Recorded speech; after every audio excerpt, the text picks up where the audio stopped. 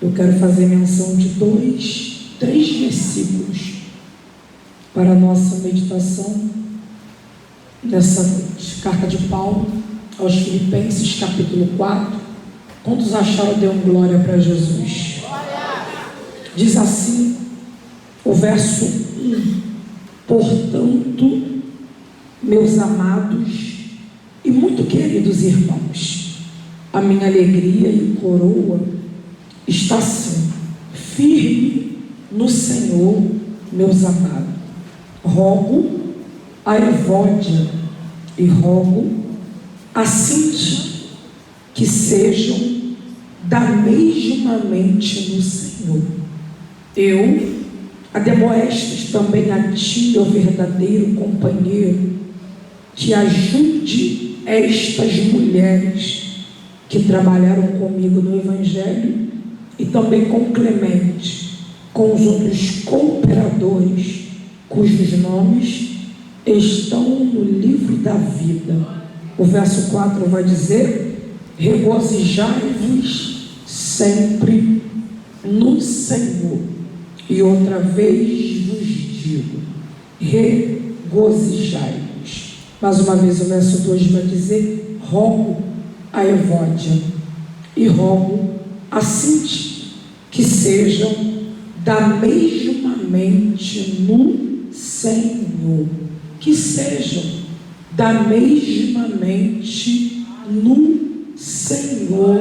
E você toma teu assento dando a melhor glória. Essa é a melhor glória que você pode dar para Jesus nessa noite. Oh, glória a Jesus, irmãos. Eu quero compartilhar esse texto aos nossos corações na noite desse dia. Essa carta que Paulo está escrevendo à igreja que está localizada em Filipe não é uma carta de advertência. Também não é uma carta que Paulo está punindo aquela igreja. Na grande verdade, essa carta que Paulo está escrevendo é uma carta de gratidão, porque a palavra do Senhor vai dizer que no momento em que Paulo mais precisou de ajuda, principalmente financeira, foi a igreja de Filipe que vai ofertar sobre a vida de Paulo. Paulo agora está escrevendo essa carta a essa igreja com o coração grato. Se você observar alguns capítulos, você vai perceber que mais de 10 vezes Paulo vai dizer assim: regozijai-vos sempre. E quando Paulo está falando sobre regozijar, Paulo está falando sobre se alegrar. A carta de Paulo à igreja de Filipe é uma carta conhecida como a carta da alegria. Paulo não tem queixa sobre essa igreja. A palavra do Senhor vai dizer que o apóstolo Paulo, no livro de Atos dos Apóstolos, capítulo de número 16, na sua segunda viagem missionária, ele agora vai fundar essa igreja localizada na cidade de Filipe.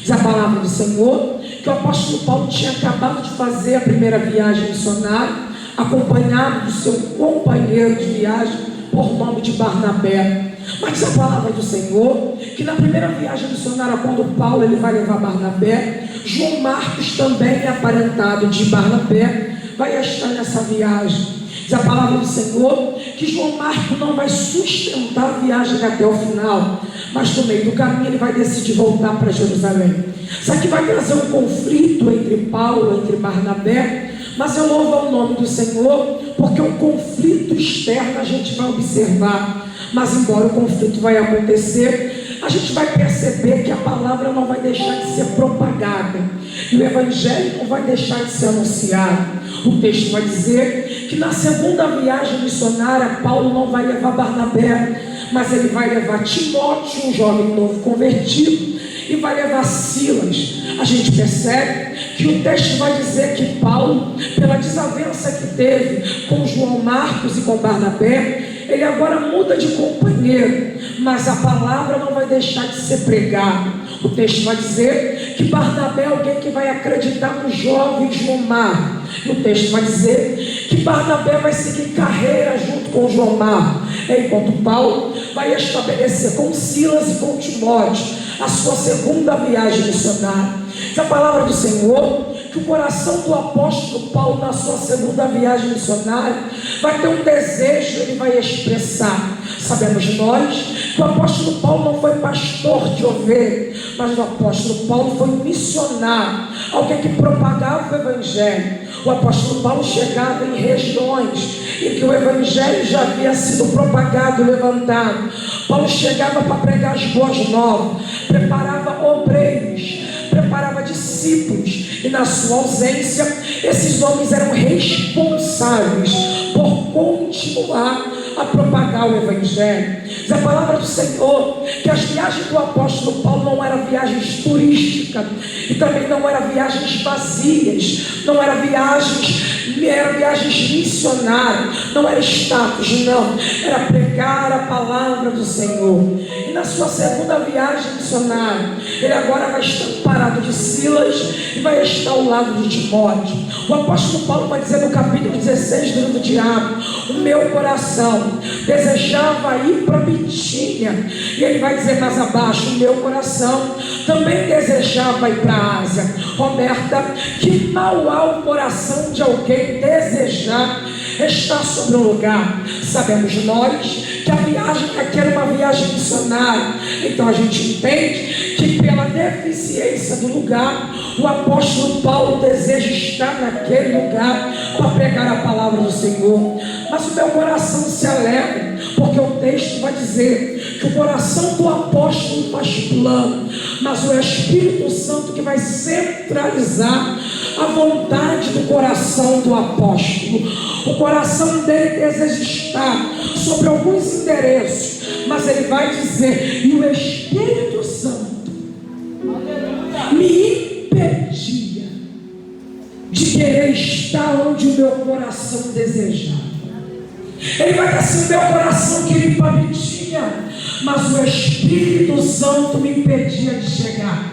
O meu coração queria ir para a Ásia, mas o Espírito Santo não deixava os meus pés chegar na Ásia. Aqui eu já quero aplicar algo para os nossos corações, porque é fatídico alguns desejos me sobrevir, algumas vontades sobressair sobre a nossa carne. Mas uma mulher que obedece à voz de Deus, um homem que teme a voz de Deus, ele entende que obedecer não é cumprir aquilo que ele quer, mas obedecer é ouvir a voz de Deus, e não só ouvir, mas colocá-la em prática. Ele está dizendo: meu coração quer, mas o Espírito Santo me impede. E aqui eu já aplico algo para o nosso coração. Não é que deu errado, não é que nós não conseguimos chegar, é porque tem lugares e tem momentos que o céu vai dizer para alguém: não é sobre aonde tu quer entrar, é sobre aonde eu quero te levar. Não é sobre aonde teu coração deseja, é sobre aonde a minha vontade está estabelecida sobre ti. Eu sei que tem momentos que queremos muita coisa, tem momentos que não queremos estar no lugar que estamos fixados, tem adversidade que a vontade é sair da onde está e procurar novos horizontes. Mas eu não sei para quem vai esse recado, mas a palavra que eu tenho para ti na noite desse dia é: quem vai guiar teus passos é o Espírito, quem vai guiar teus passos é o Espírito Santo de Deus. Quem guia os nossos passos não erra o caminho, quem guia as nossas veredas não nos embaraça no meio do caminho. E hoje eu vim aqui para dizer para mulheres que obedecem, tem laço de embaraço que o meu Deus nessa noite está desfazendo. O coração quer ir, a carne quer ir, a mente quer ir, o convite chegou, mas assim te diz o teu Senhor: quem obedece a voz dele é porque conhece a voz. Quem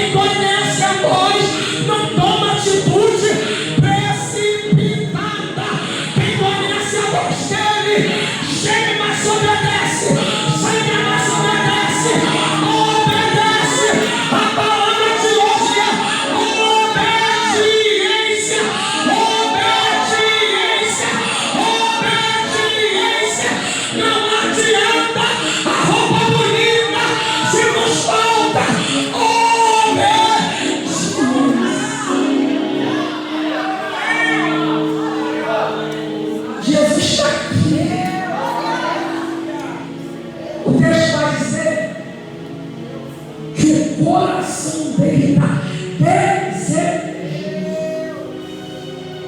O coração está cheio. Mas ele vai assim, numa madrugada, eu vou ter uma visão. E dentro dessa visão, ele vai ver um varão. O varão vai se revelar na madrugada. O varão que revela bem bom. O varão que revela bem baixo. O varão que revela se apresenta. Coração está cheio, mas na madrugada tem um freio. Coração está desejoso, mas na madrugada o varão está se apresentando. E o varão está se apresentando assim: Paulo, nos socorre aqui. Nos socorre aqui na Macedônia. Paulo entende. Não dá para andar guiado pelo meu emocional. Não dá para andar guiado pelas minhas vontades. Então Paulo vai obedecer a voz daquele varão que se apresenta na madrugada. E o texto vai dizer que o varão que se apresenta dá endereço. Ele vai dizer assim: partimos para a Macedônia, descemos em Troade e vamos para a cidade de Filipe. Sabe o que é atrai? Porque Paulo nunca foi construtor de igreja. Paulo foi discipulador. Quando Paulo chegava nas cidades, as igrejas ou as sinagogas já estavam de pé e construídas. Sabe o que o texto vai dizer em Atos 16?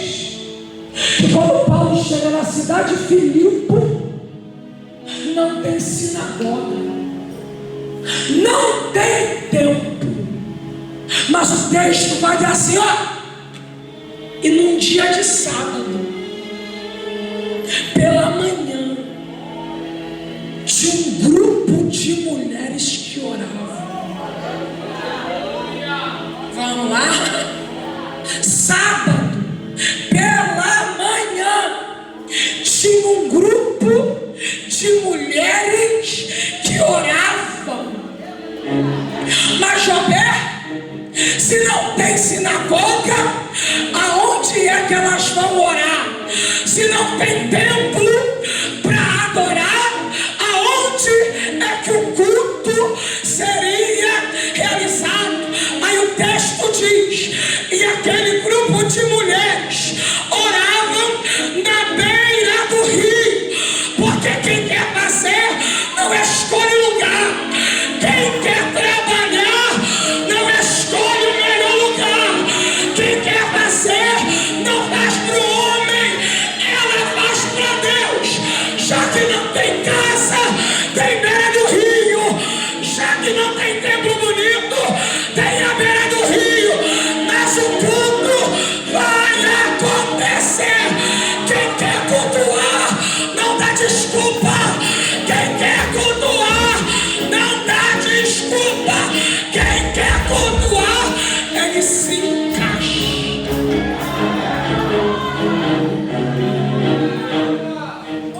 Quem quer fazer, não espera acontecer, mas ela vai fazer.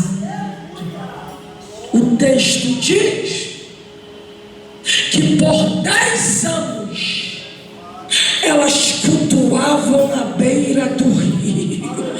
10 anos, não tinha microfone, oh glória, não tinha músico, não tinha roupa bonita, mas tinha presença, tinha adoração, tinha culto oferecido ao Senhor.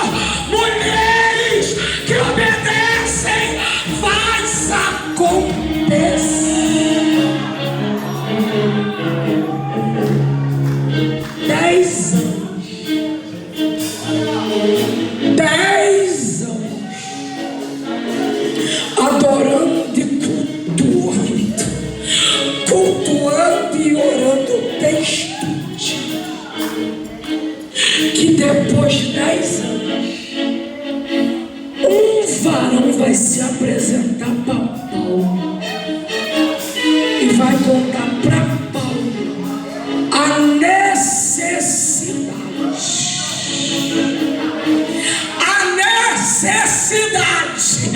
de quem estava na beira do rio. Enquanto eu estava ali, Jesus dizia para mim: Roberta, eu não sou ingrato, eu conheço quem faz, eu conheço quem obedece, eu conheço quem está na brecha, e também conheço quem não quer, quem não faz, quem não vai e quem nada.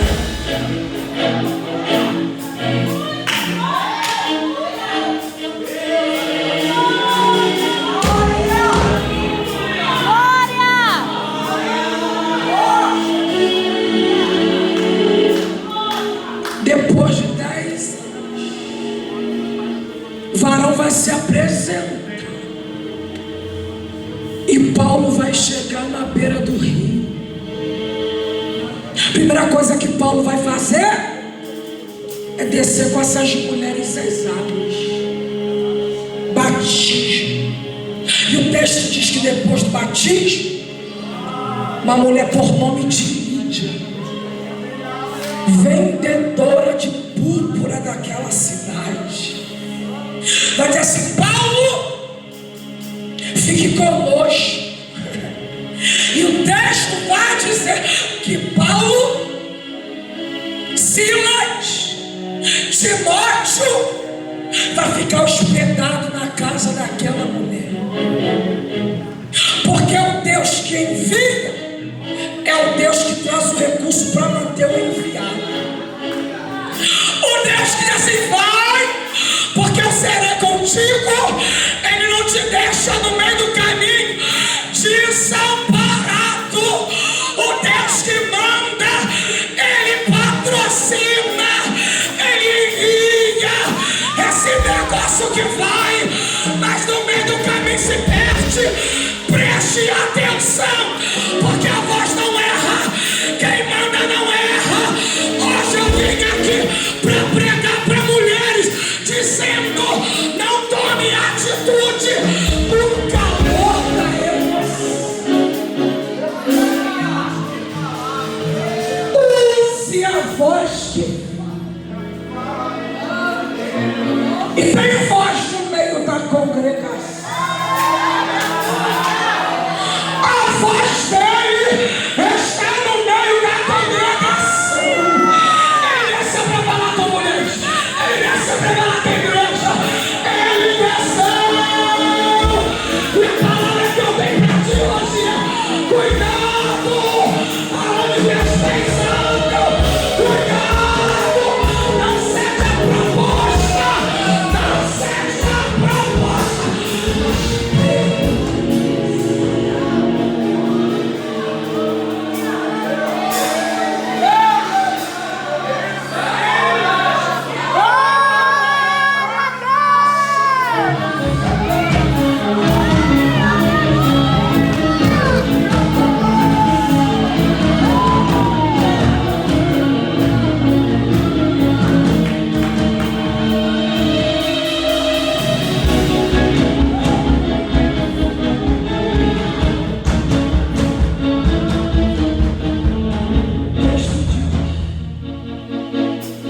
Que Paulo, Silas e Timóteo,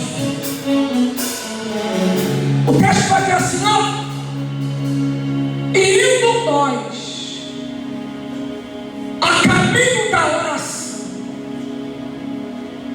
vai se apresentar uma moça que vai dizer assim para ali vai um santo homem de Deus. O texto diz que que por muitos dias essa moça vai proferir essas palavras.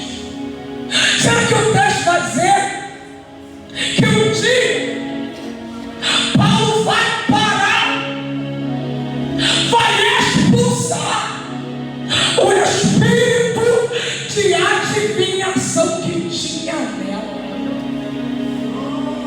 E aqui eu já aprendo. Não tinha sinagoga, não tinha igreja, mas tinha um grupo de mulheres que oravam na beira do rio. Aí você entende que mesmo assim, naquele ambiente tinha demônios territoriais que habitavam naquele lugar. Sendo que eu estava ali, Jesus dizia para mim: Roberta, não tinha tempo, mas o tempo seria.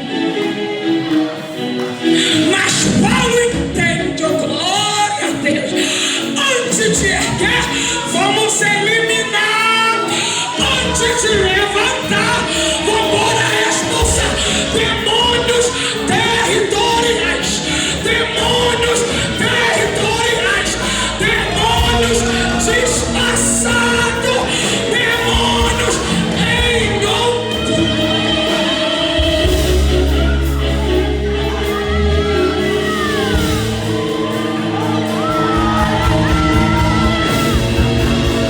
Demônios em oculto. Quem olha pra menina não vê demônio. Quem olha pela aparência é uma boa moça, é um bom rapaz. Quem olha pela aparência tá tudo nos conforme, mas aonde tem um Paulo ligado,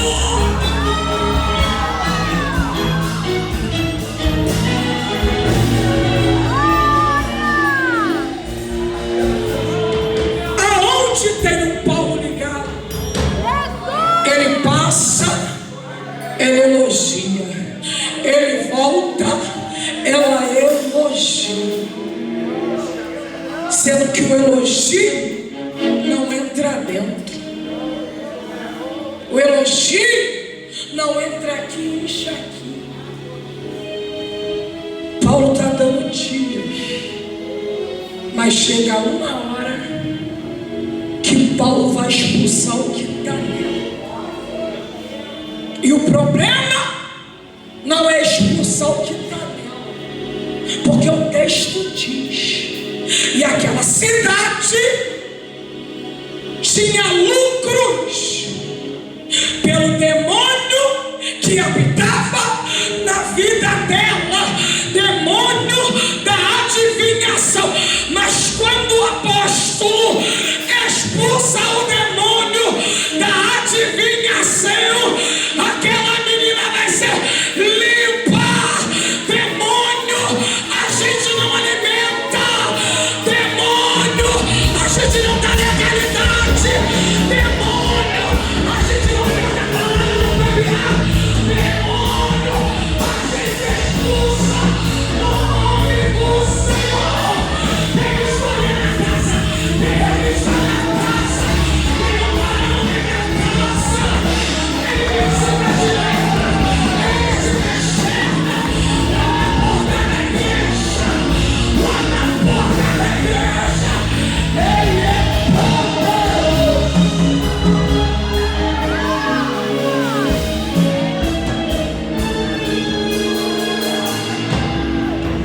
O problema não é expulsar o que está nela, porque ela é apenas um fantoche.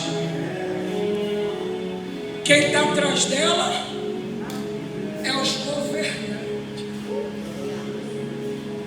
Quem está por detrás dela são os grandes.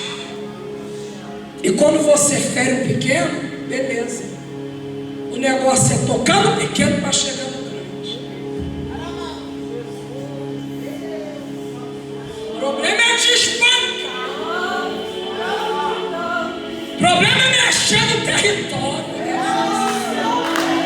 O problema é dizer: a igreja chegou e a igreja não compactua com legiões de demônio. A igreja chegou.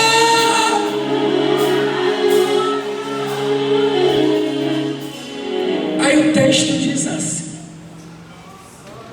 e os governadores e os magistrados pega Paulo e pega Silas, coloca no meio da praça pública e vai falar que eles estão envenenando a cidade, está destruindo. Sendo que o texto vai dizer: se colocou na praça pública, é porque tudo que é público está exposto. E o que está exposto não tem como a gente guardar em 7 chaves. Sendo que o texto vai dizer que ele não só expõe, mas também Paulo e Silas vai apanhar com varadas. Depois de apanhar, coloca eles no cárcere interior. Antes de guardar, expõe. Antes de guardar, agride. Sendo que mesmo depois de apanhar, Paulo e Silas vai ter força para adorar. Vai ter força para engrandecer o nome santo do Senhor. Aí o texto vai dizer: você conhece que por volta da meia-noite, enquanto um canta, outro adora, vai acontecer um terremoto e a prisão de todas vão ser abalada. O texto vai dizer que quem guarda a cadeia, ao ver a cadeia abalada, entende, já que abriu, automaticamente todos os presos fugiram e ele vai tentar se matar. Mas Paulo, tomando a palavra, vai dizer: não cometa tal coisa, porque todos nós estamos aqui.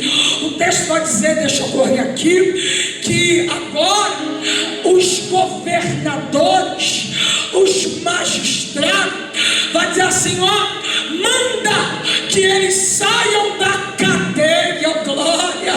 Mas o texto vai dizer que Paulo vai tomar a palavra e vai dizer: nós não sairemos daqui enquanto quem nos colocou não nos vier nos buscar e nos levar lá na praça para justificar o que foi feito.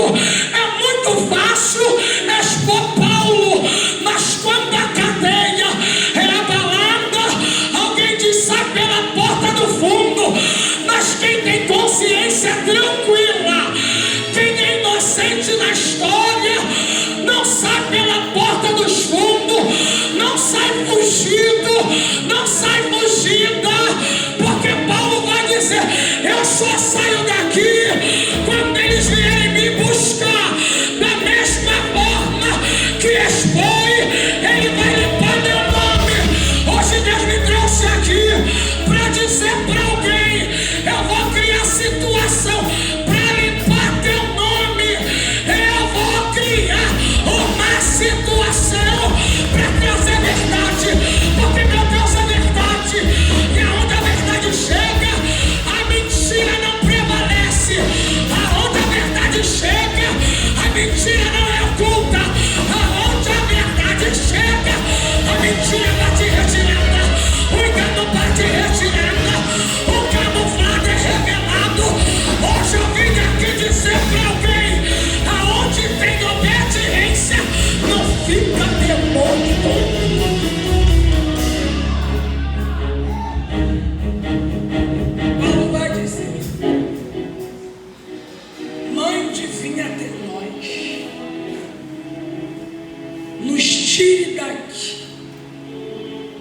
e nos leve até a praça. Porque a mesma boca que acusou vai ser a mesma boca que vai provar a inocência. É muito fácil. Alguém apronta, depois sai ileso, e o inocente fica lá martirizado, quebrado. Mas eu louvo ao nome santo do Senhor, porque meu Deus não tem culpado por inocente e nem inocente por culpado. O meu Deus é Deus de verdade, é Deus de transparência, e aonde a verdade de Deus chega, nada vai ficar camuflado.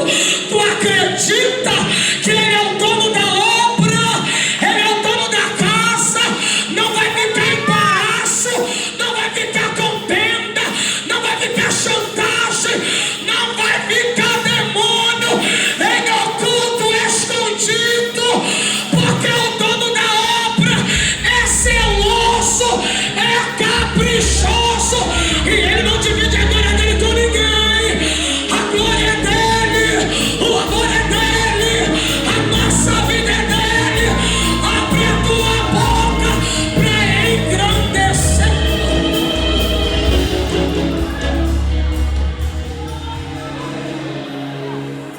Paulo diz: só saio daqui quando Ele me levar e provar para todos a respeito do que Ele disse sobre nós, lá no meio da praça.